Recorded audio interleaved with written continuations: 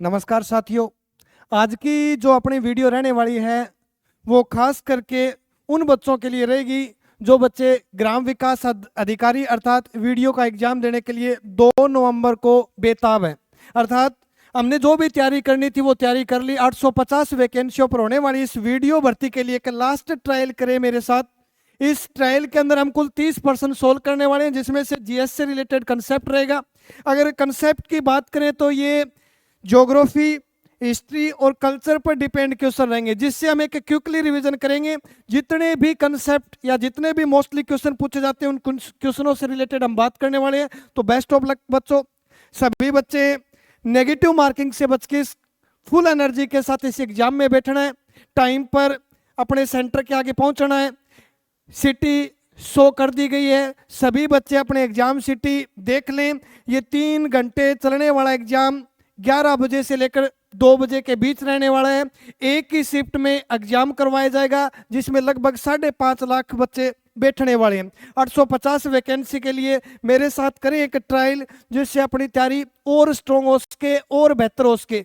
तो अपना जो पहला क्वेश्चन रहने वाला है, सभी बच्चे कमेंट करके आंसर देते रहें, अपनी तैयारी का कलेक्शन करते रहे, जांच करते रहे। अगर पहले क्वेश्चन की बात करें तो अपना जो पहला क्वेश्चन है वो क्वेश्चन है मधुमती जो है वो किसकी पत्रिका है।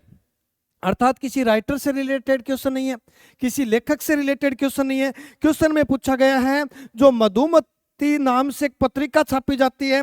सबसे पहली बात तो ये रहने वाली है बच्चों कि यह एक मासिक पत्रिका है। मासिक पत्रिका का अर्थ यानी महीने में एक बार प्रकाशित होने वाली पत्रिका है मधुमती मासिक पत्रिका। दूसरी जो बात है वो कंसेप्ट ऑप्शन पर डिपेंड है। अगर बात करें राजस्थान साहित्य अकादमी का केंद्र कहाँ स्थित है, तो बच्चों ध्यान रखना है राजस्थान साहित्य अकादमी का केंद्र राजस्थान के उदयपुर जिलों की नगरी में है। अगर बात करें राजस्थानी भाषा साहित्य अकादमी के केंद्र की, तो यह अपने राजस्थान के बीकानेर जिले में स्थित है। और अगर बात करें राजस्थानी सिंधी भाषा अकादमी का केंद्र राजस्थान के कौन से जिले में स्थित है, तो यह राजस्थान के जयपुर जिले में। कई बार यहाँ से क्वेश्चन बनाया जाता है राजस्थान की वैकेंसियों में कि बताओ राजस्थानी सिंधी भाषा अकादमी का प्रमुख केंद्र राजस्थान के किस जिले या किस शहर में स्थित है, या फिर राजस्थान साहित्य अकादमी का मुख्यालय कहाँ स्थित है। तो बच्चों राजस्थान साहित्य अकादमी केंद्र उदयपुर के अंदर है। राजस्थान भाषा साहित्य अकादमी का मुख्यालय बीकानेर के अंदर है। और जो अपने मधुमती जो पत्रिका है वो उदयपुर में स्थित राजस्थान साहित्य अकादमी केंद्र से प्रकाशित होने वाली एक मासिक पत्रिका है।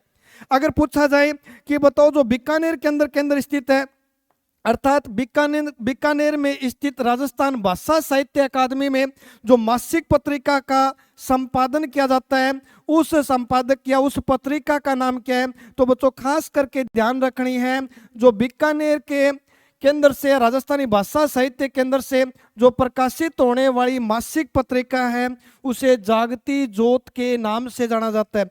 यानी अपने भाषा से रिलेटेड जितने भी केंद्र हैं उन केंद्रों के मुख्यालय कहाँ स्थित है, या फिर इस भाषाओं से रिलेटेड या इस केंद्रों से रिलेटेड संपादित होने वाली जो पत्रिका है वो कौन से केंद्र से कौन सी संबंधित है। मधुमती जो है वो उदयपुर से संपादित होने वाली एक पत्रिका है। नेक्स्ट क्वेश्चन स्टूडेंट्स, राजस्थान के कृषि जलवायु जोन में शामिल जिला या शामिल शहर नहीं है। अर्थात अपने राजस्थान की जो कृषि जलवायु प्रदेश है या फिर राजस्थान के कृषि जलवायु जोन है, उन जोनों को कुल 10 भागों में विभाजित किया गया है। यानी 10 भागों में विभाजित किया गया है राजस्थान के जलवायु जोन को। दूसरी बात कि इसमें से कौन सा ऐसा स्थान है जो राजस्थान की कृषि जलवायु जोन में शामिल नहीं है, तो इसका आंसर रहने वाला है बच्चों सवाई माधोपुर। यहाँ से एक बेस्ट क्वेश्चन पूछा जाता है कि बताओ राजस्थान के अंदर शुष्क जलवायु आंशिक सिंचित क्षेत्र, शुष्क जलवायु आंशिक सिंचित क्षेत्र जो है, उस सिंचित क्षेत्र के अंदर राजस्थान के कौन से जिले शामिल है। देखो अभी पीछे एग्जाम हुआ, इस पटवारी एग्जाम के अंदर क्वेश्चन पूछा गया था कि राजस्थान के अंदर कृषि जलवायु जोन में ऐसे कौन से जिले शामिल हैं जो शुष्क जलवायु या आंशिक सिंचित क्षेत्र में शामिल हैं? तो बच्चों ये राजस्थान के 3 जिले हैं। नंबर 1 की बात करें तो राजस्थान का जैसलमेर हिस्सा है। सेकंड जिले की बात करें तो इस क्षेत्र में शामिल होने वाला जिला बीकानेर है। और जो थर्ड जिला रहने वाला है वो राजस्थान का चूरू जिला रहने वाला है। अर्थात आंशिक सिंचित क्षेत्र या शुष्क जलवायु क्षेत्र में राजस्थान के कौन से जिलों को शामिल किया गया है? जैसलमेर, बीकानेर, चूरू। और अपने कृषि जलवायु जोन में शामिल जिला नहीं है वो अपने राजस्थान का सवाई माधोपुर जिला है। नेक्स्ट क्वेश्चन, जो अपना थर्ड क्वेश्चन रहने वाला है वो एक इंपॉर्टेंट फैक्ट से रहने वाला है। अरावली से रिलेटेड राजस्थान की हर भर्तियों में क्वेश्चन पूछे जाते हैं। लगभग 15-20 क्वेश्चन बनते हैं और उन क्वेश्चनों के हम क्विकली रिवीजन करते हैं। अगर बात करें अरावली पर्वतमाला से रिलेटेड बढ़ने वाले क्वेश्चनों की तो सबसे पहला क्वेश्चन माना गया है कि इस अरावली पर्वतमाला की उत्पत्ति कहाँ से मानी गई है? तो बच्चों उत्पत्ति जो अरावली पर्वतमाला की हुई वो गोंडवाना लैंड से मानी गई है। सेकंड क्वेश्चन रहने वाला है कि अरावली पर्वतमाला का विस्तार राजस्थान में कितना है, यानी राजस्थान में लंबाई कितनी है? तो बच्चों 550 किलोमीटर है। अगर तीसरी बात करें तो इस अरावली पर्वतमाला को किस किस नाम से जानते हैं? तो इस अरावली पर्वतमाला को राजस्थान की वर्षा विभाजक रेखा का अर्थ हुआ कि इसका जो पश्चिमी भाग है वो न्यूनतम वर्षा वाला भाग, और इस अरावली पर्वतमाला का जो पूर्वी हिस्सा है वो सर्वाधिक वर्षा वाला हिस्सा है। अर्थात राजस्थान की वर्षा विभाजक रेखा किसे कहा जाता है? तो अरावली पर्वतमाला को। या फिर क्वेश्चन पूछा जाता है कि राजस्थान को असमान दो भागों में विभाजित करने वाली रेखा या फिर भौतिक प्रदेश कौन सा है? तो बच्चों राजस्थान को असमान 2 भागों में विभाजित करने वाली जो रेखा है वो अरावली पर्वतमाला से रिलेटेड है। ये क्वेश्चन भी बार बार पूछा गया। या फिर अरावली पर्वतमाला को कहा जाता है खनिज पट्टी, अर्थात ऐसा कौन सा भौतिक प्रदेश है जिसे राजस्थान की खनिज पट्टी कहा जाता है? तो कंसेप्ट ध्यान रखना है, अरावली पर्वतमाला है इसे राजस्थान की खनिज पट्टी के नाम से जानते हैं। फिर इसी अरावली पर्वतमाला से जो मोस्टली क्वेश्चन बनते हैं, जो पीछे पटवारी, जेड़ प्रेरी, सीएटी के अंदर क्वेश्चन पूछे गए हैं, उनसे रिलेटेड बात करें तो क्वेश्चन अगला जो बनने वाला है अरावली पर्वतमाला से वो बनता है कि उत्तरी अरावली की सबसे ऊंची चोटी। अगर उत्तरी अरावली की सबसे ऊंची चोटी की बात करें तो उसे रघुनाथगढ़ के नाम से जानते हैं, और यह राजस्थान के सीकर जिले में स्थित 1055 मीटर ऊंची एक चोटी है जिसे उत्तरी अरावली की सबसे ऊंची चोटी कहा जाता है। उत्तरी अरावली का तात्पर्य है कि अरावली पर्वतमाला को राजस्थान में 3 भागों में विभाजित किया जाता है, दक्षिणी अरावली, मध्य अरावली और उत्तरी अरावली। सभी बच्चों को पता है, अच्छी तैयारी कर चुके हैं सभी बच्चे। ये तो अपना एक फास्टली रिवीजन है जिसमें जो कॉन्सेप्ट से ज्यादा क्वेश्चन पूछे जाते हैं और जो मोस्टली क्वेश्चन बनते हैं उन क्वेश्चनों के बारे में चर्चा कर रहे हैं। जो भी बच्चा वीडियो का एग्जाम देने जा रहे हैं वो बच्चे ये वीडियो जरूर देखें, और जो बच्चा एग्जाम दे के वापिस आएगा वो अपनी आउटपुट भी बताएं कि इस क्लास के 30 क्वेश्चनों से कितने क्वेश्चन बने थे। तो अपनी जो अरावली पर्वतमाला है उसका जो उत्तरी हिस्सा है उसकी जो सबसे ऊंची चोटी है उसे रघुनाथगढ़ कहा जाता है। और अगर प्रश्न पूछा जाए कि मध्य अरावली की सबसे ऊंची चोटी कौन सी है तो बच्चों ध्यान रखना है, मध्य अरावली की सबसे ऊंची चोटी तारागढ़ है जो अजमेर के अंदर, और उसकी हाइट है 930 मीटर। देखो अरावली पर्वतमाला से ऊंचाई से रिलेटेड क्वेश्चन बढ़ते हैं। अगर पूछे अरावली पर्वतमाला की सबसे ऊंची चोटी या फिर अरावली पर्वतमाला की चोटियों का क्रम बताओ, बार बार प्रश्न बढ़ता है। अरावली पर्वतमाला की सबसे ऊंची चोटी का नाम है गुरु शिखर, गुरु शिखर के बाद शेर है, शेर के बाद जो तीसरी सबसे ऊंची चोटी है उसे अचलगढ़ कहा जाता है, और जो चौथी सबसे ऊंची चोटी है उसे जरगा के नाम से जानते हैं। अगर बात करें गुरु शिखर कहाँ स्थित है तो गुरु शिखर जो चोटी है वो राजस्थान के सिरोही जिले में स्थित है, और अगर हाइट से क्वेश्चन बनता है तो इसकी हाइट रहने वाली है 1722 मीटर। अगर बात करें शेर कहाँ स्थित है तो शेर भी सिरोही में स्थित एक अरावली पर्वतमाला की चोटी है जिसकी हाइट है 1597 मीटर। अगर अचलगढ़ की बात करें तो अचलगढ़ भी अरावली पर्वतमाला की सिरोही श्रेणी में एक चोटी है जिसकी हाइट है 1442 मीटर। और जरगा की बात करें तो यह राजस्थान के उदयपुर जिले में स्थित अरावली पर्वतमाला की चौथी सबसे ऊंची चोटी है जिस चोटी की हाइट है 1431 मीटर। 90% तो क्वेश्चन यहीं से बनते हैं कि अरावली की चोटियों का क्रम ऊपर से नीचे या नीचे से क्रम सेट करो, या फिर क्वेश्चन बनता है कि हाइट से रिलेटेड कि बताओ भाई तीसरी सबसे ऊंची चोटी की हाइट कितनी है, या जरगा अरावली पर्वतमाला की चौथी सबसे ऊंची चोटी है उसकी ऊंचाई कितनी है। और हाइट हमेशा मीटर में होती है, तो अगर पूछे निम्न में से अरावली पर्वतमाला की स्थिति पूछिए अपने। अगर राजस्थान की बात करें कि राजस्थान के अंदर अरावली पर्वतमाला का विस्तार कहाँ पाया जाता है, तो अपने राजस्थान के अंदर जो अरावली पर्वतमाला का विस्तार है वो इस दिशा में स्थित, अर्थात अरावली पर्वतमाला राजस्थान के बिल्कुल मध्य में स्थित है। और यह अरावली पर्वतमाला राजस्थान की कौन सी दिशा से प्रवेश करती है, तो वो तो ध्यान रखना है, अरावली पर्वतमाला गुजरात से राजस्थान के दक्षिण पश्चिमी दिशा से प्रवेश करती है। अर्थात ये जो राजस्थान के 6 जिले हैं ये गुजरात को स्पर्श करते हैं और गुजरात से राजस्थान के सिरोही जिले में प्रवेश करती है, तो हम बोलेंगे ये राजस्थान की दक्षिण पश्चिमी दिशा से उत्तर पूर्व दिशा की ओर बढ़ती है। अर्थात दक्षिण पश्चिम से उत्तर पूर्व तक विस्तृत जो पहाड़ी क्षेत्र है राजस्थान के अंदर, उस पहाड़ी क्षेत्र को अरावली पर्वतमाला कहा जाता है। नेक्स्ट क्वेश्चन की बात करें बच्चे, तो अपना जो चौथा क्वेश्चन रहने वाला है, डॉक्टर राधाकृष्ण राज्य केंद्रीय पुस्तकालय कहाँ स्थित है। एक लाइब्रेरी है जिसे डॉक्टर राधाकृष्ण राज्य केंद्रीय पुस्तकालय का नाम दिया गया है। अगर इस डॉक्टर राधाकृष्ण राज्य केंद्रीय पुस्तकालय की स्थापना की बात करें तो इसकी स्थापना सन 15 अगस्त 1956 को इसकी स्थापना की गई थी और इसका जो मुख्यालय रखा गया था वो राजस्थान के जयपुर शहर में रखा गया था। अर्थात अगर पूछे डॉक्टर राधाकृष्ण राज्य केंद्रीय पुस्तकालय कहाँ स्थित है, तो हम बोलेंगे डी आंसर, क्योंकि जयपुर में स्थित 15 अगस्त 1956 को स्थापना की गई थी डॉक्टर सर्वपल्ली राधाकृष्णन के नाम पर, जो अपने देश के पहले उपराष्ट्रपति थे और देश के दूसरे बनने वाले राष्ट्रपति थे। उनके नाम पर 15 अगस्त 1956 को जयपुर में एक पुस्तकालय की स्थापना की गई थी। देखो 1956 से रिलेटेड भी 3 क्वेश्चन बनते हैं। अगर पूछा जाए कि राजस्थान पूर्ण अस्तित्व में कब आया, पूर्ण अस्तित्व का मतलब कि राजस्थान में एकीकरण कब समाप्त हुआ, तो राजस्थान पूर्ण अस्तित्व में आने वाला था 1 नवंबर 1956 और इसीलिए हम 1 नवंबर को राजस्थान का स्थापना दिवस बनाते हैं। अगर पूछे पहली बार स्थापना दिवस कब बनाया गया, तो हम बोलेंगे राजस्थान में पहली बार जो स्थापना दिवस बनाया गया था वो 1 नवंबर को बनाया गया था। अगर पूछ ले राजस्थान दिवस कब बनाया जाता है, तो बच्चों ध्यान रखना है राजस्थान दिवस 30 मार्च को बनाया जाता है।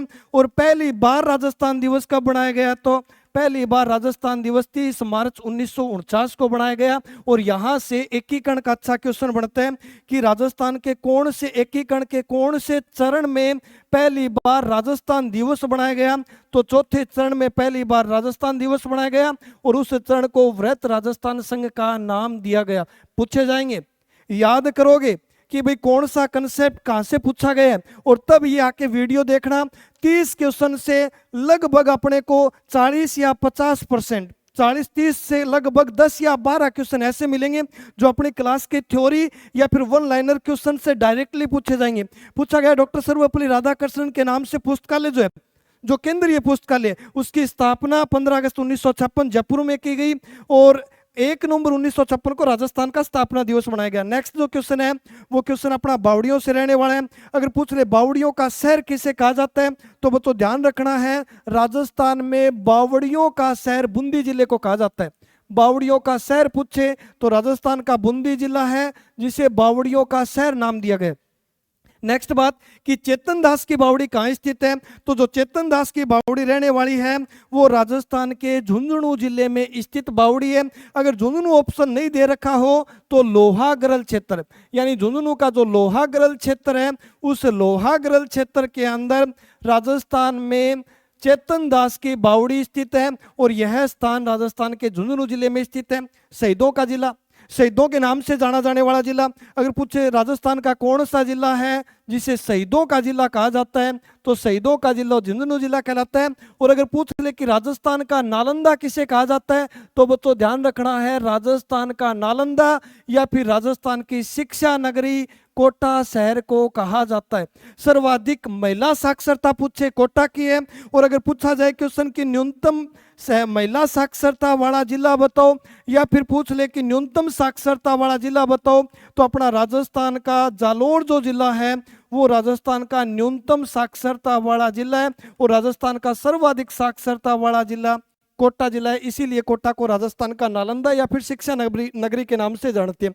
नेक्स्ट जो बच्चों क्वेश्चन है वो है भारतीय प्रबंधन संस्थान, जिसे आईआईएम के नाम से जानते हैं।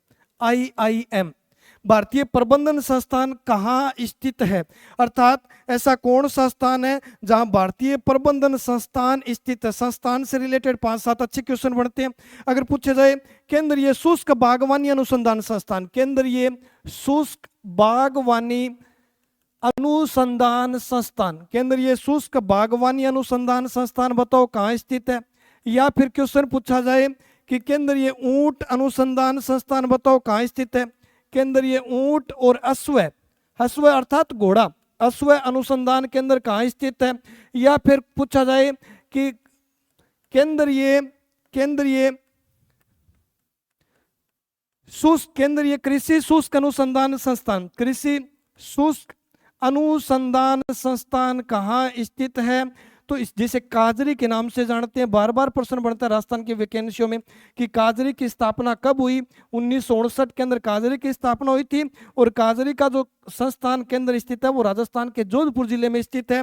अगर केंद्रीय शुष्क बागवानी अनुसंधान संस्थान की बात करें तो राजस्थान के बीकानेर जिले में स्थित है। केंद्रीय ऊंट या हस्व अनुसंधान केंद्र की बात करें तो जोहड़बीड़ बीकानेर के अंदर स्थित है। और केंद्रीय भेड़ अनुसंधान संस्थान, यहाँ से क्वेश्चन रहने वाला है भाई बच्चों, केंद्रीय भेड़ अनुसंधान संस्थान, केंद्रीय भेड़ अनुसंधान संस्थान जो राजस्थान में स्थित है वो जगह है अविकानगर, और अविकानगर जगह है टोंक की। जो अभी अपनी क्लास के अंदर कंसेप्ट 30 क्वेश्चन आने वाले हैं वो हर एक टॉपिक से रिलेटेड आने वाले हैं। हर एक टॉपिक का तात्पर्य है कि हमने ज्योग्राफी के जो बेस्ट क्वेश्चन है उन क्वेश्चनों के बारे में चर्चा की है, हिस्ट्री से रिलेटेड जो इंपॉर्टेंट क्वेश्चन है उन क्वेश्चनों के बारे में, और जो कल्चर से रिलेटेड मोस्टली क्वेश्चन बनते हैं उन क्वेश्चनों के बारे में चर्चा की है। अर्थात इस 30 क्वेश्चन के अंदर अपने को 100% राजस्थान जीके का रिवीजन मिलने वाला है। और अगर पूछे आईआईएम का हेड ऑफिस कहाँ स्थित है तो हम बोलेंगे बलीचा गांव। अगर गांव से ऑप्शन बढ़ता है तो बलीचा गांव पड़ता है राजस्थान के कौन से जिले में, राजसमंद जिले में, और इसी बलीचा गांव के अंदर हेड ऑफिस है आईआईएम का, अर्थात बलीचा गांव राजसमंद। और ये जो बलीचा गांव है उदयपुर के अंदर स्थित है। और इस आईआईएम की स्थापना की बात आ जाए तो इसकी स्थापना सन 2016 ईस्वी में हुई थी।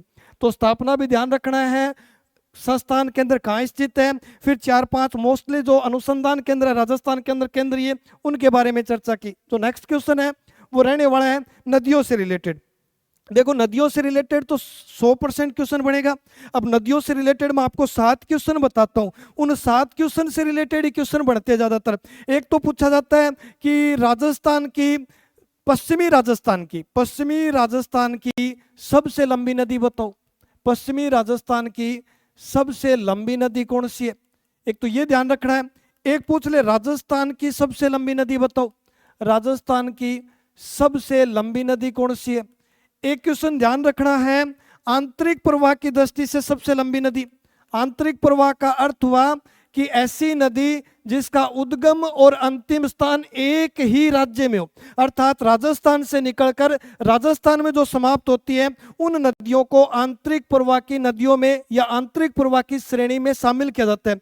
आंतरिक प्रवाह की दृष्टि से सबसे लंबी नदी।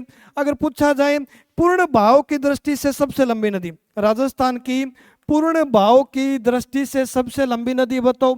या फिर राजस्थान के सर्वाधिक जिलों में बहने वाली नदी बताओ, सर्वाधिक जिलों में बहने वाली नदी बताओ। तो ध्यान रखना है बच्चों, अगर इनसे रिलेटेड क्वेश्चन बनता है तो गलत मत करके आना, क्योंकि हमने क्लास ले ली है, हमारी प्रॉपर तैयारी के साथ हम उतर रहे हैं। अगर पूछे पश्चिमी राजस्थान की सबसे लंबी नदी कौन सी है, तो पश्चिमी राजस्थान की जो सबसे लंबी नदी है वो लूणी नदी है। अगर बात करें राजस्थान की सबसे लंबी नदी कौन सी है तो हम आंसर बताएंगे चंबल नदी। अगर आंतरिक प्रवाह की दृष्टि से सबसे लंबी नदी पूछे तो हम बोलेंगे घग्गर नदी आंतरिक प्रवाह की दृष्टि से सबसे लंबी नदी है। अगर पूछे कि पूर्ण भाव की दृष्टि से आंतरिक प्रवाह के अंदर 2 सस्पेंस ध्यान रखना, एक तो देखो घग्गर से रिलेटेड पूछेगा और एक आंतरिक प्रवाह की पूर्ण भाव की दृष्टि से पूछे तो हम बोलेंगे कांतली।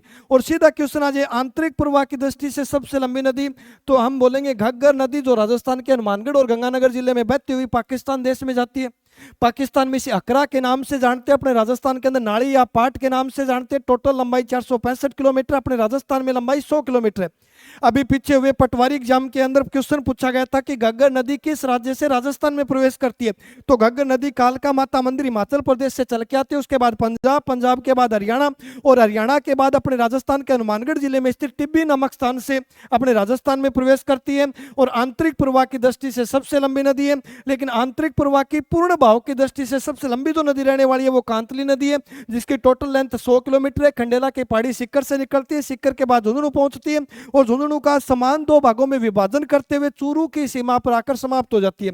अर्थात अगर पूछा जाए कि राजस्थान के ऐसे कितने जिले हैं जहां एक भी नदियां नहीं है, तो हम बोलेंगे बीकानेर और चूरू दो ऐसे राजस्थान के जिले हैं जहां एक भी नदियां नहीं स्थित है। अगर दोनों बीकानेर और चूरू अलग अलग ऑप्शन में हो तो हम बीकानेर को आंसर मानेंगे, क्योंकि रीट के एग्जाम के अंदर ये क्वेश्चन बना हुआ है जिसमें बीकानेर को आंसर माना गया था। इस कांतली नदी का चूरू जिले में कुछ क्षेत्र में बहाव क्षेत्र होने के कारण इस कांतली नदी को चूरू की भी एक सहायक नदी मान ली गई।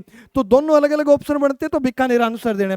उसके बाद पूर्ण भाव की दृष्टि से राजस्थान की सबसे लंबी नदी रहने वाली है बनास नदी, वर्णासा या वशिष्ठी बोलते हैं। 480 किलोमीटर हाइट है, पूर्ण भाव की दृष्टि से सबसे लंबी नदी है, सर्वाधिक त्रिवेणी संगम का निर्माण करती है, चंबल की सहायक नदी है। तो यहाँ से बनास से और सर्वाधिक जिलों में बहने वाली नदी पूछ ले तो राजस्थान के 6 जिलों में 3 नदियां बहती है। तो वो तो ध्यान रखना है, जो 3 नदी है उनकी जो ट्रिक रहने वाली है वो भी चंबल रहने वाली है। चंबल में 6 से तो जाएगा पहली नदी चंबल नदी जो सबसे ज्यादा जिलों में बहती है, सेकंड जो नदी है बनास वो भी 6 जिलों में बहती है, और तीसरी नदी की बात करें तो लूणी नदी है जो 6 जिलों में बहती है। अब अपने क्वेश्चन की बात करते हैं, कौन सी नदी का उद्गम राजस्थान से? उद्गम का अर्थ प्राप्त स्थान या शुरुआती स्थान, जहां से निकलती है उस स्थान को उद्गम स्थान बोलते हैं। कि इनमें से कौन सी नदी है जिसका उद्गम राजस्थान से होता है? अगर चंबल नदी के उद्गम की बात करें तो चंबल नदी का उद्गम मध्य प्रदेश राज्य से माना गया, अर्थात इस नदी का उद्गम मध्य प्रदेश राज्य से होता है। राजस्थान की सबसे लंबी नदी है, 965 किलोमीटर हाइट है। राजस्थान के चित्तौड़गढ़ के 84गढ़ नामक स्थान पर अपने को तो रिवीजन करना है, और रिवीजन के टाइम में तो अपना तो टाइम बचा ही नहीं आज, क्योंकि 1-2 दिन बाकी है। अब इन 1-2 दिन के अंदर कैसे कंसेप्ट को रिवीजन करें, इसके लिए एक बेहतर क्लास रहने वाली है। अगर बात करें चंबल नदी तो मध्य प्रदेश से निकलती है। अगर लूणी नदी की बात करें तो ये अपने राजस्थान से निकलती है, और राजस्थान के अंदर एक नाग पहाड़ पड़ता है अजमेर के अंदर, और इस नाग पहाड़ से उद्गम स्थान माना गया लूणी नदी का। तो आगे के ऑप्शन तो चेक करने ही नहीं बनते, क्योंकि हमने तो डायरेक्ट क्वेश्चन के आंसर तक पहुंच गए, क्योंकि लूणी नदी है। इस लूणी नदी का उद्गम राजस्थान से, और अगला क्वेश्चन में पूछा है कि ऐसी कौन सी नदी है जो राजस्थान से निकलती है। फिर भी माही नदी की बात करें तो इसका उद्गम भी मध्य प्रदेश से है, और पार्वती नदी का भी उद्गम स्थान मध्य प्रदेश से है। अर्थात इन चारों नदियों में से लूणी ऐसी नदी है जिसका उद्गम स्थान राजस्थान जिला, राजस्थान राज्य के अजमेर में स्थित नाग पहाड़ से माना गया। नेक्स्ट क्वेश्चन, जयपुर में स्थित झील बताओ, अर्थात ऐसी कौन सी झील है जो जयपुर में स्थित है? देखो बच्चों, अगर कोई क्वेश्चन में सस्पेंस हो कि भाई इसमें आंसर नहीं पता है तो ऑप्शन उठाओ कि कौन सी झील कौन से जिले में है। अगर इनमें से रिलेटेड 1-2 का पता हो तो अपने बच जाएगी। जैसे नवलखा झील की बात करें तो ये राजस्थान के बूंदी जिले में। अगला जयपुर की पूछी है, जयपुर के अंदर नहीं स्थित है नौलखा झील। अगर किशोर सागर झील की बात करें तो ये जो झील है ये राजस्थान के कोटा जिले की झील है। अब बात बची मानसागर की, तो अपना जो आंसर होने वाला है वो है मानसागर झील, अर्थात मानसागर जो झील है वो राजस्थान के कौन से जिले में स्थित है? तो हम बोलेंगे मानसागर जो झील है वो राजस्थान के जयपुर जिले। घबराना नहीं है, अपनी अच्छी तैयारी है, आप प्रॉपरली तैयारी के साथ हो। वहां मेनली ग्राम सेवक या वीडियो स्टूडेंट से मेरी एक रिक्वेस्ट है कि हो सके तो नेगेटिव मार्किंग से बचते हुए अपने क्वेश्चन करने। टाइम बहुत ज़्यादा है, सोच समझ के अपना आंसर देना है। जीएस से रिलेटेड कंसेप्ट एवरेज पूछे जाएंगे, हर टॉपिक से क्वेश्चन रहने वाला है, तो घबराने की बिल्कुल भी जरूरत नहीं है। एग्जाम सेंटर में फ्रेश माइंड के साथ उतरना है और उसके बाद अपनी तैयारी का आंकलन करना है और अच्छे से आंसर देते हुए आगे बढ़ना है। अगर जयपुर में स्थित झील पूछे तो मानसागर झील जयपुर के अंदर है। उसके बाद खाजूवाड़ा, एक बॉर्डर का या सीमा पर स्थित एक शहर है, सिटी है खाजूवाड़ा नाम से।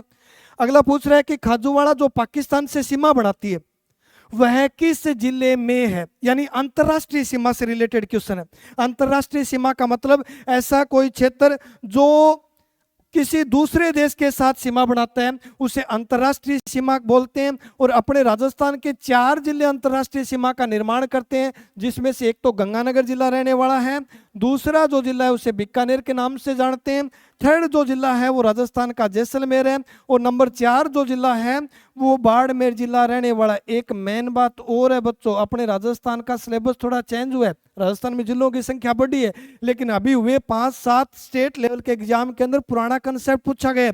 तो ये जो 4 जिले हैं इन्हीं से रिलेटेड क्वेश्चन रहने वाला है, और इनकी ट्रिक याद रखना है SBBJ, अर्थात वो 4 जिले जो अंतरराष्ट्रीय सीमा बनाते हैं, श्री गंगानगर, बीकानेर, बाड़मेर और जैसलमेर रहने वाले। अगर इनमें से पूछ ले कि गंगानगर की सीमा कितनी किलोमीटर लगती है, तो बच्चों ध्यान रखना है गंगानगर की सीमा 228 किलोमीटर लगती है। बीकानेर की बात करें तो 168 पाकिस्तान के लगा हुआ है, जैसलमेर की बात करें तो 464 लगा हुआ है। गंगानगर की जो सीमा है वो 210 है। अगर बात करें 228 किलोमीटर कौन से जिले की सीमा है, तो राजस्थान का बाड़मेर जिला अंतरराष्ट्रीय सीमा कुल 228 किलोमीटर की साझा करता है।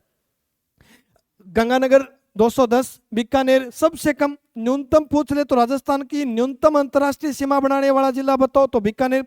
सर्वाधिक पूछ ले तो राजस्थान का सर्वाधिक अंतरराष्ट्रीय सीमा का निर्माण करने वाला जिला पूछे तो राजस्थान का जैसलमेर जिला, जो 464 किलोमीटर पाकिस्तान देश के साथ अंतरराष्ट्रीय सीमा बनाते हैं। अगर टोटल लेंथ की बात करें तो 1070 किलोमीटर, अर्थात 1070 किलोमीटर राजस्थान अंतरराष्ट्रीय सीमा का निर्माण पाकिस्तान देश के साथ करता है। अब खाजूवाड़ा पूछे, खाजूवाड़ा जो जगह है वो राजस्थान के कौन से जिले में आती है, खाजूवाड़ा राजस्थान के बीकानेर जिले में शामिल है। नेक्स्ट तो 10वां क्वेश्चन है, वो क्वेश्चन अपने लोक देवी या देवता से रिलेटेड है। अगर बात आ जाए प्रसिद्ध किसनाई माता का मंदिर कहाँ स्थित है, तो किसनाई माता का जो मंदिर है वो 12 की कौन से स्थान पर है, तो बच्चों ध्यान रखना है मांगरोल। मांगरोल जो जगह पड़ती है वो राजस्थान के 12 जिले की है, और इस मांगरोल 12 में किसनाई माता का मंदिर स्थित है। अच्छे अटेम्प्ट कर रहे हो, एक एक क्वेश्चन का एक एक कमेंट देना है, अपने आंसर कमेंट में लगातार जारी करते रहो, लगातार अपने को मेरे को कमेंट देते रहो हर क्वेश्चन का। अगर 11वें क्वेश्चन की बात करें, पश्चिमी विक्षोभों जिनसे शीतकाल में राजस्थान में माउट होती है का संबंध है, अर्थात माउट जो होती है वो किस महासागर या सागर से रिलेटेड है, जिसमें हिंद महासागर, भूमध्य सागर, अटलांटिक महासागर और अरब की खाड़ी। ये आंसर बताओ। इनका जो क्वेश्चन का आंसर जो रहने वाला है उससे पहले हम माउट के बारे में जितने भी क्वेश्चन बनते हैं उन क्वेश्चनों के बारे में चर्चा करते हैं। अगर बात करें सर्दियों में जो बारिश होती है, उस सर्दियों में होने वाली वर्षा को माउट के नाम से जानते हैं। अगर पूछा जाए किस कारण से होती है, तो इस मावट का कारण पश्चिमी विक्षोभ माना गया है। अगर पूछा जाए मावट को किस नाम से जानते हैं, तो ये होने वाली वर्षा को सुनहरी बूंदे या फिर गोल्डन ड्रॉप कहा जाता है। सुनहरी बूंदे या फिर गोल्डन ड्रॉप के नाम से जानते हैं। अगर पूछा जाए किस फसल के लिए बेस्ट मानी गई है, तो ये मावट रबी फसल के लिए सबसे उपयुक्त मानी गई है। और अपने जो क्वेश्चन का आंसर रहने वाला है कि ये मावट जो होती है वो किस महासागर से रिलेटेड है, तो बच्चों इसका आंसर भूमध्य सागर है। बार बार मावट से रिलेटेड भी क्वेश्चन पूछे जाते हैं, या फिर वर्षा से रिलेटेड जितने भी क्वेश्चन बनेंगे। जैसे पूछा जाए कि मानसून अगर राजस्थान से मानसून से रिलेटेड क्वेश्चन आते हैं कि मानसून का प्रवेश राजस्थान की कौन सी दिशा से होता है, तो बच्चों ध्यान रखना है मानसून राजस्थान की दक्षिणी पश्चिमी दिशा से प्रवेश करती है। अगर पूछ ले राजस्थान में मानसून का प्रवेश द्वार किस जिले को कहा जाता है, तो बच्चों ध्यान रखना है राजस्थान का दक्षिण में स्थित बांसवाड़ा जो जिला है उसे मानसून का प्रवेश द्वार के नाम से जानते हैं। और अगर पूछा जाए सर्वाधिक वर्षा राजस्थान के कौन से जिले में होती है, तो बच्चों ध्यान रखना है राजस्थान में सबसे ज्यादा जो वर्षा होती है वो राजस्थान के झालावाड़ जिले में होती है। और अगर यहीं से न्यूनतम वर्षा का क्वेश्चन बनता है, तो अपना जो आंसर रहने वाला है वो है जैसलमेर जिला। अर्थात मानसून का प्रवेश द्वार जो है वो बांसवाड़ा, और मावट का प्रवेश राजस्थान के किस दिशा से होता है। अगर यहाँ से क्वेश्चन बनता है तो मावट का जो प्रवेश राजस्थान से होता है वो होता है उत्तर पश्चिमी दिशा, यानी अर्थात राजस्थान की उत्तर पश्चिमी दिशा से मावट राजस्थान में प्रवेश करती है। नेक्स्ट जो 12 नंबर जो क्वेश्चन अगला है वो राजस्थानी भाषा की एक कहावत से रिलेटेड क्वेश्चन है। अगर पूछा जाए शालो खूंट मारवाड़ भलो उंदाड़ो, उंदाड़ो शालो बोला जाता है सर्दियों को, यानी सर्दी को शालो के नाम से जानते हैं। और आगे शब्द आया उंदालो अजमेर नागिणो, उंदाड़ो बोला जाता है गर्मी को, यानी गर्मियों का जो सीजन होता है, मौसम होता है, उसे उंदाड़ो के नाम से स्थानीय राजस्थानी भाषा में, और शालो सर्दियों के मौसम को कहा जाता है। अब शालो, खूट, मारवाड़, बलो, उंदाड़ो। मारवाड़ अर्थात अपना राजस्थान का मारवाड़ क्षेत्र, बलो, उंदाड़ो, अजमेर, यानी अगला जो आया है वो अजमेर के बारे में व्याख्या कर रहा है। नागिणो तमी जो भलो श्रावण बीकानेर, अर्थात श्रावण जो है वो अर्थ कर रहा है बीकानेर जिले से संबंधित। तो इन कहावत के अनुसार या इस गाथा के अनुसार ऐसा कौन सा जिला है जहां गर्मियों के लिए सबसे अच्छा माना गया? तो सर्दियों के लिए सबसे अच्छा मारवाड़ क्षेत्र बताया गया इस कहावत के अनुसार। अगर बात करें गर्मी के लिए तो अजमेर सबसे उपयुक्त माना गया इस कहावत के अनुसार। और श्रावण का जो महीना है वो राजस्थान में बीकानेर सर्वश्रेष्ठ माना गया। तो अब अपने गर्मियों के लिए अच्छा पूछा गया है, तो इसका जो आंसर रहने वाला है वह है राजस्थान का हृदय, राजस्थान का अजमेर जिला। अगला जो क्वेश्चन है 13 नंबर, वो क्वेश्चन है हिस्ट्री से रिलेटेड। और हिस्ट्री में मारणा कुंभ और सांगा से रिलेटेड क्वेश्चन बढ़ते ही बढ़ते। अब अपना जो क्वेश्चन है वो मारणा कुंभ माने मेवाड़ की रक्षा हेतु किस दुर्ग का निर्माण करवाया, यानी मेवाड़ की रक्षा के लिए एक दुर्ग बनाया गया।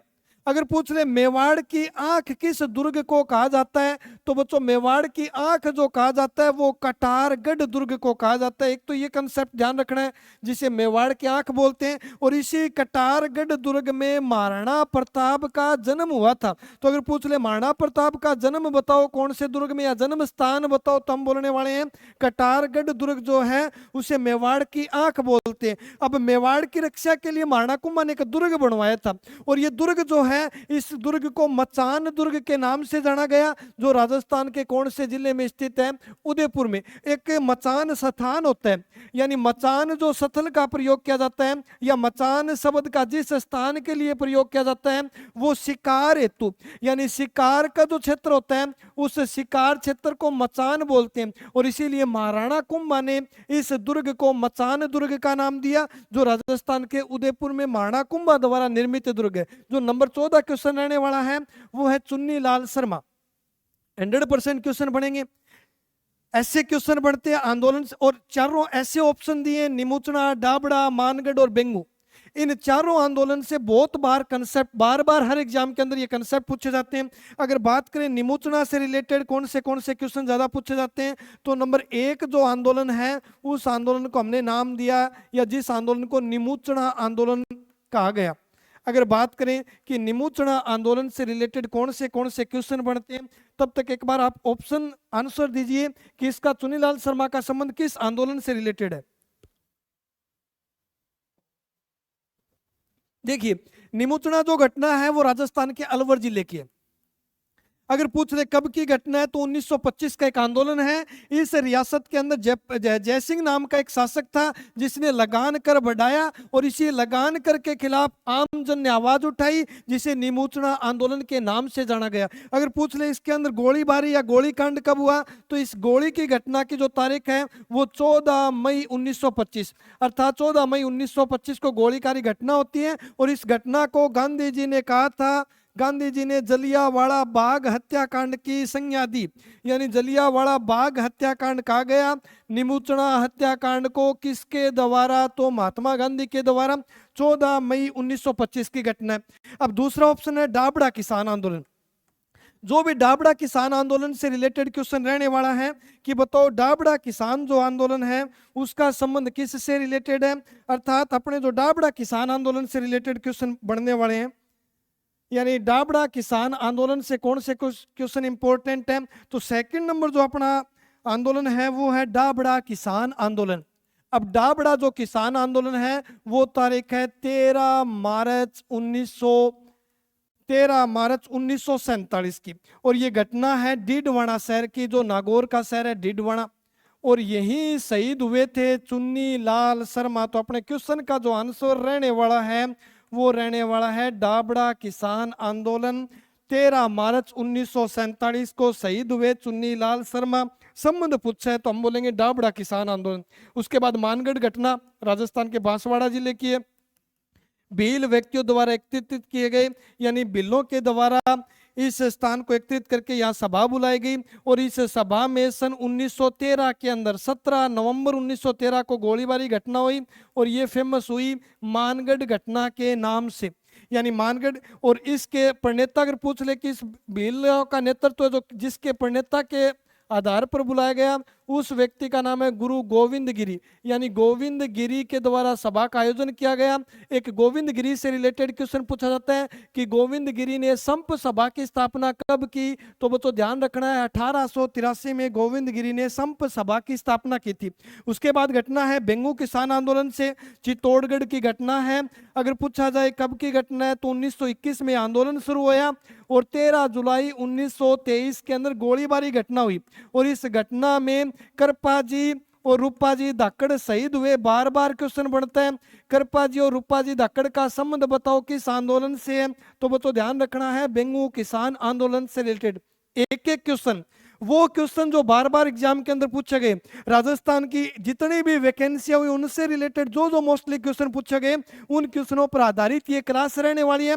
सभी बच्चे ज्यादा से ज्यादा इस क्लास को शेयर करें और सभी बच्चे उन बच्चों तक इन क्लासों को पहुंचाएं जो बच्चे वीडियो का एग्जाम देने वाले हैं। जो नेक्स्ट अपना जो क्वेश्चन रहने वाला है बच्चों, वो क्वेश्चन है पाकिस्तान से संबंध सबसे दूर स्थित शहर। हमने पीछे के क्वेश्चन में देखा कि पाकिस्तान या फिर अंतरराष्ट्रीय सीमा का निर्माण करने वाले राजस्थान के 4 जिले जैसलमेर, बीकानेर, बाड़मेर और गंगानगर। अगर अब बात आए कि राजस्थान के सबसे दूर स्थित शहर, अगर पूछा जाए सबसे नजदीक शहर, तो हम बोलेंगे कर्क रेखा या फिर पाकिस्तान की जो कर्क रेखा नहीं सो रेड क्लिफ रेखा या फिर पाकिस्तान के जो सबसे नजदीक शहर है उस शहर को श्री गंगानगर के नाम से जानते हैं। अर्थात सबसे नजदीक तो गंगानगर है, लेकिन अगर पूछा जाए कि सबसे दूर शहर बताओ कौन सा है, तो अपने राजस्थान का धौलपुर जो सबसे पूर्वी जिला है वो राजस्थान का अंतरराष्ट्रीय सीमा के दूर स्थित जिला है। अपना जो 16 नंबर क्वेश्चन है वो क्वेश्चन रहने वाला है मध्य प्रदेश से, यानी राजस्थान मध्य प्रदेश के साथ अंतरराज्यीय सीमा का निर्माण करते हैं और मध्य प्रदेश के साथ सबसे कम सीमा किस जिले की लगती है, ये अपना क्वेश्चन रहने वाला है। अब देखो यहाँ से भी बहुत क्वेश्चन बढ़ते हैं। अगर बात करें मध्य प्रदेश की, तो मध्य प्रदेश राजस्थान के साथ सर्वाधिक सीमा बढ़ाता है। अर्थात अगर कोई दूसरा स्टेट सीमा बढ़ाता है राजस्थान के साथ, तो सबसे ज्यादा एमपी की सीमा लगती है और इस सीमा की लेंथ है 1600 किलोमीटर। राजस्थान के भी 10 जिले और एमपी के भी 10 जिले आपस में स्पर्श करते हैं। कई बार दिशा से रिलेटेड क्वेश्चन बढ़ते हैं, तो अगर पूछा जाए कौन सी दिशा से राजस्थान के मध्य प्रदेश राज्य सीमा स्पर्श करता है, तो दक्षिणी पूर्वी दिशा से। अगर पूछा जाए कि सर्वाधिक मध्य प्रदेश के साथ सीमा बनाने वाला राज्य बताओ, तो हम बोलेंगे राजस्थान का झालावाड़ जो जिला है वो सबसे ज्यादा मध्य प्रदेश के साथ सीमा बनाता है और न्यूनतम एमपी के साथ सीमा बनाने वाला जो अपना राजस्थान का जिला है उस जिले का नाम भीलवाड़ा है। अब यहाँ से 2 क्वेश्चन सामान्य परिचय से बढ़ते हैं। अर्थात अगर पूछा जाए राजस्थान, अपने क्वेश्चन का जो आंसर है वो रहने वाला है भीलवाड़ा, लेकिन अगर क्वेश्चन के अंदर पूछा जाए कि राजस्थान का ऐसा जिला जो सर्वाधिक अंतरराज्यीय सीमा बनाता है, अंतरराष्ट्रीय तो जैसलमेर हो गया, लेकिन अगर पूछा जाए कि अंतरराज्यीय सीमा सबसे ज्यादा बनाने वाला राजस्थान का जिला कौन सा है, तो हम बोलेंगे राजस्थान का झालावाड़ जिला ऐसा जिला है जो राज्य अंतरराज्यीय सीमा बनाते हैं उसमें सर्वाधिक अंतरराज्यीय सीमा का निर्माण करते हैं। और अगर यही क्वेश्चन न्यूनतम से रिलेटेड पूछ ले कि राजस्थान का ऐसा जिला बताओ जो न्यूनतम अंतरराज्यीय सीमा का निर्माण करता है, तो बच्चों इस क्वेश्चन का आंसर रहने वाला है बाड़मेर सबसे कम अंतरराज्यीय सीमा बनाने वाला है और बाड़मेर की सीमा गुजरात और पाकिस्तान यानी अंतरराज्यीय और अंतरराष्ट्रीय दोनों प्रकार की सीमा साझा करते हैं। लेकिन न्यूनतम अंतरराज्यीय की बात आई तो अपने राजस्थान का बाड़मेर जिला गुजरात राज्य के साथ न्यूनतम अंतरराज्यीय सीमा का निर्माण करता है। आसिंद भीलवाड़ा की जगह, आसिंद नगर किस नदी के किनारे स्थित है? आसिंद जो जगह, एक तो आसिंद पूछा जाता है और एक इसी नदी के ऊपर शहर पड़ता है विजयनगर। अगर विजयनगर की बात करें तो अजमेर का शहर है विजयनगर, तो या तो आसिंद पूछा जाएगा या फिर क्वेश्चन बन सकता है विजयनगर जो जगह है अजमेर की, ये शहर किस नदी के ऊपर स्थित है? तो आसिंद और विजयनगर दोनों के दोनों शहर खारी नदी पर स्थित है। आसिंद भीलवाड़ा जिले का शहर है। नेक्स्ट जो क्वेश्चन रहने वाला है वो अपना क्वेश्चन है राजस्थान में नहरों द्वारा सिंचाई कितने प्रतिशत भाग, सिंचित क्षेत्र से रिलेटेड क्वेश्चन। अब देखो सर्वाधिक अगर पूछे सिंचाई किससे होती है राजस्थान में, तो सबसे ज्यादा जो सिंचाई रहती है वो ट्यूबवेल, कुएं और नलकूप से रहने वाली है। कुएं व नलकूप से रिलेटेड। अगर पूछ ले न्यूनतम सिंचाई किससे होती है, तो राजस्थान में न्यूनतम सिंचाई का स्रोत या साधन जो है वो है तालाब। तालाब से कम, सबसे कम सिंचाई होती है। राजस्थान के कुल सिंचित क्षेत्र का 0.33% भाग ऐसा है जिसमें तालाबों से सिंचाई की जाती है। लेकिन अगर क्वेश्चन पूछा जाए कि तालाबों से सर्वाधिक सिंचाई राजस्थान के कौन से जिले में होती है, तो हम बोलेंगे भीलवाड़ा जिला। और कुओं से सबसे ज्यादा सिंचित होने वाला राजस्थान का जिला पूछे तो जयपुर है। और अगर पूछे नहरों से सबसे ज्यादा सिंचित क्षेत्र बताओ, तो हम बोलेंगे राजस्थान का श्री गंगानगर जो जिला है वो नहरों द्वारा सिंचित सबसे बड़ा जिला। अब रहने वाला है परसेंटेज के हिसाब से, तो अपना जो आंसर है वो 30.27% भाग ऐसा है राजस्थान का जो सिंचित क्षेत्र का 30.27% है जो नहरों के माध्यम से सिंचाई की जाती है। और सबसे ज्यादा नहरों के माध्यम से जो सिंचाई या सिंचित होने वाला जिला है वो राजस्थान का श्रीगंगानगर जिला। उसके बाद अरावली पर्वतमाला से फिर क्वेश्चन आया कि राजस्थान राज्य के कितने प्रतिशत भूभाग में फैली हुई है, यानी 100% राजस्थान है, उसके कितने प्रतिशत भाग के अंदर अरावली पर्वतमाला का विस्तार है। ये जो क्वेश्चन अपना है ये राजस्थान के भौतिक प्रदेश से। और भौतिक प्रदेश के कंसेप्ट से दो टाइप से क्वेश्चन पूछे जाते हैं, उन क्वेश्चनों के बारे में हम चर्चा करने वाले हैं। सबसे पहला क्वेश्चन है कि भौतिक प्रदेश के आधार पर राजस्थान को कितने भागों में बांटा गया है। भौतिक प्रदेश के आधार पर राजस्थान को मुख्यतः 4 भागों में बांटा गया। अब नंबर 4 जो भाग है उसमें नंबर 1 है पश्चिमी मरुस्थलीय प्रदेश, अर्थात राजस्थान की पश्चिमी दिशा में स्थित मरुस्थल प्रदेश। दूसरा जो भाग है वो भाग अरावली पर्वतमाला प्रदेश के नाम से जानते हैं। अगर थर्ड भाग की बात करें तो पूर्वी मैदानी प्रदेश कहा जाता है। राजस्थान की पूर्वी दिशा में स्थित जो क्षेत्र है उसे पूर्वी मैदान या पूर्वी मैदानी क्षेत्र के नाम से जाना जाता है। और नंबर 4 जो भाग है उस भाग को दक्षिण पूर्वी पठारी प्रदेश कहा जाता है। सिलेक्शन होगा, टेंशन लेने की बात नहीं है, सिलेक्शन होगा। जो बच्चों ने अच्छी तैयारी की है उन बच्चों का श्योर सिलेक्शन होगा। जिन बच्चों के 30 में से अगर 30 क्वेश्चन अटेम्प्ट कर पाए हो तो आपका सिलेक्शन कोई रोकने वाला नहीं है। बिल्कुल शांत दिमाग से अपने को एग्जाम क्रैक करके आना है। और बार बार मैं आपको best of luck Brainbit YouTube channel आपको बधाई देता है कि आप ग्राम सेवक का एग्जाम क्रैक करें। अगर बात करें पश्चिमी मरुस्थलीय प्रदेश, अरावली पर्वतमाला, पूर्वी मैदानी भाग, दक्षिणी पूर्वी पठारी प्रदेश, और इनसे रिलेटेड जो क्वेश्चन रहने वाले हैं वो क्षेत्रफल या जनसंख्या से, जैसे ये क्वेश्चन जो बना रखा है ये क्षेत्रफल से रिलेटेड है। अगर बात करें पश्चिमी मरुस्थलीय प्रदेश का विस्तार राजस्थान के कितने प्रतिशत भाग में है, तो 61.11। या कितनी परसेंट जनसंख्या निवास करती है, 40% पूरे राजस्थान की जनसंख्या पश्चिमी मरुस्थलीय प्रदेश में निवास करती है। अगर अरावली पर्वतमाला की बात करें तो 9% भाग है और यहाँ 10% जनसंख्या निवास करती है। पूर्वी मैदानी प्रदेश की बात करें तो 23% भाग है और 39% जनसंख्या निवास करती है। अगर दक्षिणी पूर्वी पठारी प्रदेश की बात करें तो यहाँ क्षेत्रफल है 6.89% और यहाँ जनसंख्या करती है 11% निवास, अर्थात 100% राजस्थान का क्षेत्रफल हुआ और 100% राजस्थान की निवास स्थान हुआ। अब पूछा गया था कि अरावली पर्वतमाला कितने प्रतिशत भाग में या कितने क्षेत्रफल में फैली हुई है, तो अरावली जो पर्वतमाला है वो राजस्थान के 9% भाग में फैली हुई है, अर्थात अपना सी जो ऑप्शन है वो बिल्कुल करेक्ट ऑप्शन है। अब बात करते हैं 20 नंबर क्वेश्चन की।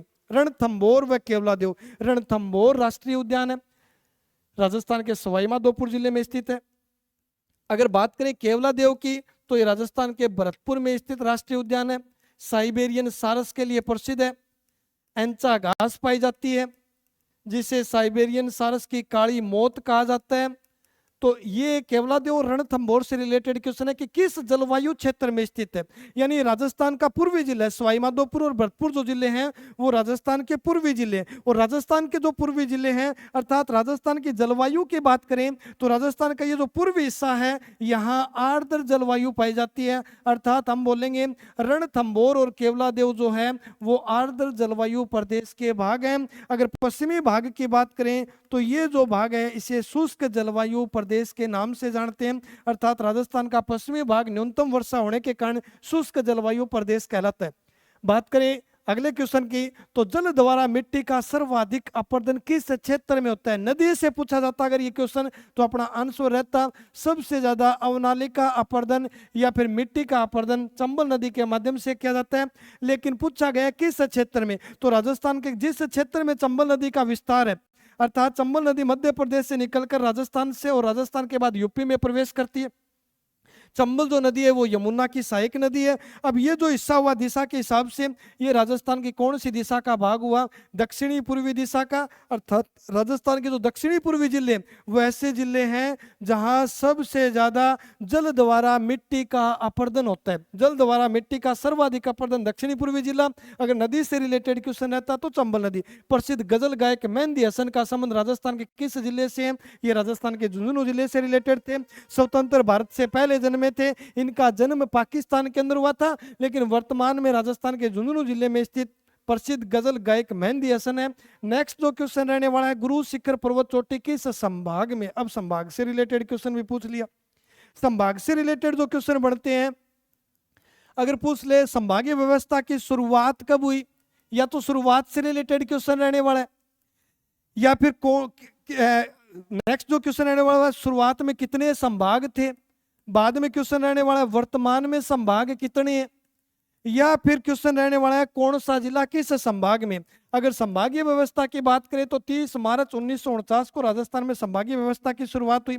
शुरुआत में 5 संभाग थे। अगर बात करें कौन से 5 संभाग थे, तो नंबर 1 कोटा है, नंबर 2 जयपुर है, उसके बाद जोधपुर संभाग है, उसके बाद बीकानेर संभाग है। बीकानेर, जोधपुर, कोटा, जयपुर, भरतपुर संभाग बाद में बना है, और अजमेर संभाग बाद में बना है। तो कोटा, जयपुर, जोधपुर, बीकानेर और एक संभाग दक्षिणी राजस्थान का संभाग है। यानी राजस्थान में 5 संभाग शुरुआत में बने थे, जिसमें नंबर 1 कोटा संभाग है, सेकंड संभाग की बात करें तो जयपुर संभाग है, तीसरे संभाग की बात करें तो अजमेर संभाग है, अजमेर संभाग बाद में बना है, जोधपुर संभाग है, बीकानेर संभाग है, और एक दक्षिणी राजस्थान का संभाग है जिसके अंदर कुल 6 जिले हैं, और उस संभाग का नाम है उदयपुर संभाग। यानी ये तो राजस्थान के वो संभाग हुए जो शुरुआत में बने थे 30 मार्च 1949 को, और इसीलिए इन संभागों को मूल संभाग कहा जाता है। लेकिन वर्तमान में संभाग पूछे तो 7 है। अजमेर संभाग, और 7वां संभाग जो सबसे नया बना वो भरतपुर संभाग है, जिस संभाग की स्थापना 4 जून 2005 को हुई, और इसमें 4 जिले शामिल किए गए। अब गुरु शिखर मतलब सिरोही, यानी राजस्थान का सिरोही जिला है वो कौन से संभाग में स्थित है?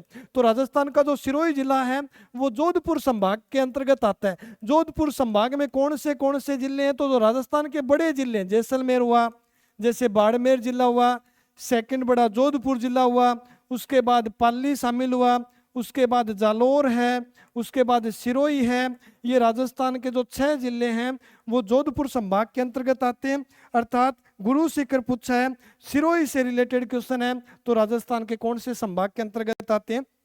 जोधपुर संभाग के अंतर्गत आते हैं। उसके बाद जो नेक्स्ट नंबर 24 जो क्वेश्चन रहने वाला है, राजस्थान के किस जिले में बांका पट्टी पाई जाती है? बांका पट्टी भी बोलते हैं इस भाग को, और इस भाग को कुब्बड़ पट्टी के नाम से भी जानते हैं। बांका पट्टी अर्थात कुब्बड़ पट्टी।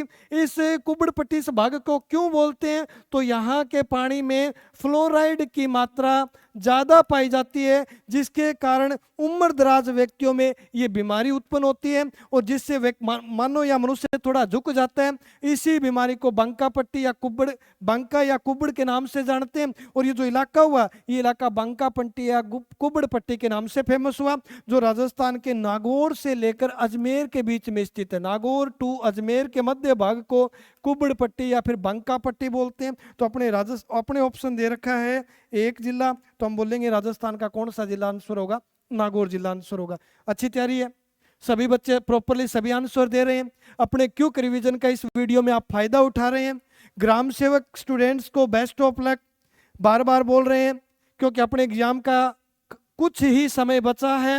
हमने जो प्रॉपरली तैयारी कर ली, जिन बच्चों ने खूब मेहनत से तैयारी की है, वो 850 स्टूडेंट्स के अंदर शामिल होंगे। अब अपने क्विक रिवीजन के लिए एक लास्ट वीडियो देखिए जरूर, जिसमें 30 क्वेश्चनों में से आपको बहुत ज़्यादा क्वेश्चन मिलेंगे और आपका एक क्विक फास्टली रिवीजन होगा। अगर अगले क्वेश्चन की बात करें तो विक्रमादित्य की उपाधि मुंज को दी गई थी, जो कौन से वंश के राजा थे? परमार वंश के शासक मुंज को विक्रमादित्य की उपाधि से सम्मानित किया गया था। अगर 26 क्वेश्चन की बात करें, इमारिया माता किस जनजाति से संबंधित है? देखो इसे कांकड़ देवी के नाम से भी जानते हैं। बाकी इसका राजस्थान या भारत में तो मंदिर नहीं है, इनका जो मूल मंदिर है वो बलूचिस्तान पाकिस्तान के अंदर है, लेकिन राजस्थान में भील जनजाति से रिलेटेड है इमारिया माता, जिसे कांकड़ देवी के नाम से जानते हैं। और भूमि का देवता पूछ ले तो भूमि का देवता है भोमिया जी। अगर वर्षा का देवता पूछ ले तो वर्षा का देवता है मामा जी। अगर पूछ ले जाखड़ समाज का कुल देवता कौन है तो बच्चों ध्यान रखना है बिग्गा जी, जिनका मंदिर बीकानेर के अंदर है, जिनको जाखड़ समाज का कुल देवता माना जाता है। और इमारिया माता का मंदिर या इमारिया माता का संबंध भील जनजाति से है। अगर बात करें कि भाई डामोर सबसे ज्यादा कहाँ पाए जाते हैं तो डूंगरपुर के अंदर, मीणा सर्वाधिक जयपुर के अंदर, भील सर्वाधिक उदयपुर के अंदर, और सासी सबसे ज्यादा निवास करते हैं राजस्थान के भरतपुर में। ऐसी जनजाति जो ऐसी जनजाति या ऐसी आदिवासी जाति जो जनजाति श्रेणी में शामिल नहीं है वो सासी है। सासी की 2 खाप थी, बिज्जा और माड़ा करके, और सबसे ज्यादा सासी निवास करते हैं राजस्थान के भरतपुर जिले में। सवाई प्रताप सिंह के संगीत गुरु कौन थे? देखो एक तो पूछा जाए सवाई प्रताप सिंह के काव्य गुरु कौन थे। अगर बात आए काव्य गुरु की तो सवाई प्रताप सिंह के काव्य गुरु के रूप में गणपति भारती थे, लेकिन संगीत गुरु पूछा जाए तो उस्ताद चांद खां को सवाई प्रताप सिंह के संगीत गुरु के रूप में जाना जाता है। अब बात आई सवाई प्रताप सिंह से रिलेटेड तो एक दो मोस्टली क्वेश्चन बढ़ते हैं। सवाई प्रताप सिंह ने जयपुर में हवा महल का निर्माण करवाया था, अर्थात हवा महल का निर्माता पूछ ले तो सवाई प्रताप सिंह है। और इस हवा महल को 1799 में 5 मंजिला इमारत के रूप में तैयार करवाया था, जिसके वास्तुकार जो थे, डिजाइनर जो थे, उन्हें लालचंद उस्ता के नाम से जाना जाता है। और कई बार यहाँ से स्टेट के अंदर एग्जाम में क्वेश्चन पूछा जाता है कि बताओ इन 5 मंजिलों को किस नाम से जानते हैं, अर्थात ये जो हवा महल की जो 5 मंजिला इमारत है, इस इमारत को किन किन नामों से जाना जाता है। देखो सबसे पहले अगर बात करें 5 मंजिला इमारत तो पहली जो रतन, दूसरी इमारत विचित्र, तीसरी प्रकाश, सबसे पहले रहने वाली है शरद, रतन, विचित्र, प्रकाश, और उसके बाद जो 5वीं मंजिल है उसे हवा के नाम से जानते हैं। सेकंड ग्रेड में क्वेश्चन आया था कि हवा महल की कौन सी इमारत है जिसे प्रताप कहा गया, तो जो फर्स्ट फ्लोर है हवा महल की जो पहली मंजिल है उसे प्रताप या शरद, सेकंड रतन, तीसरी विचित्र, उसके बाद प्रकाश, और जो 5वीं मंजिल है उसे हवा के नाम से जानते हैं। कई बार यहाँ से क्रम सेट करने का क्वेश्चन आता है कि ऊपर से नीचे या फिर नीचे से ऊपर हवा महल की मंजिलों का क्रम सेट करो, तो शरद, रतन, विचित्र, प्रकाश और हवा, शरद को ही प्रताप के नाम से जानते हैं। अपना जो 28वां क्वेश्चन है, राजस्थान में नाग पहाड़ियां कहाँ पाई जाती है? अजमेर के अंदर स्थित है नाग पहाड़ियां। उसके बाद जो क्वेश्चन है, सेठ जमनालाल बजाज की स्मृति में डाक टिकट कब जारी की गई? 4 नवंबर 1970 को डाक टिकट जारी की गई। जमनालाल बजाज को गांधी जी का 5वां पुत्र भी कहा जाता है। जमनालाल बजाज को गांधी जी का 5वां पुत्र कहा जाता है। इनके जन्म की बात करें तो इनका जन्म हुआ था काशी का बास, अर्थात राजस्थान के सीकर जिले में जन्मे जमनालाल बजाज, और जमनालाल बजाज पर डाक टिकट जारी की गई थी 4 नवंबर 1970। अपना जो बच्चों लास्ट क्वेश्चन रहने वाला है कि मत्स्य क्षेत्र जो है अलवर, भरतपुर, धौलपुर और करौली का जो हिस्सा है, इसका सर्वप्रथम उल्लेख कहाँ मिलता है? तो मत्स्य जनपद या मत्स्य क्षेत्र का सर्वप्रथम उल्लेख ऋग्वेद में मिलता है। बाकी सभी बच्चे अच्छी तैयारी में है, सभी बच्चों ने प्रॉपरली तैयारी कर रखी है, घबराने की जरूरत नहीं है। सभी गुरुजनों का, सभी एक्सपर्टों का आपके साथ आशीर्वाद है। सभी बच्चे ध्यानपूर्वक क्वेश्चन पढ़ के ऑप्शन देख के उसके बाद आंसर देना है। सभी बच्चों मिलते हैं 2 नवंबर के बाद, तभी तक बेस्ट ऑफ लक। धन्यवाद। जय हिंद, जय भारत।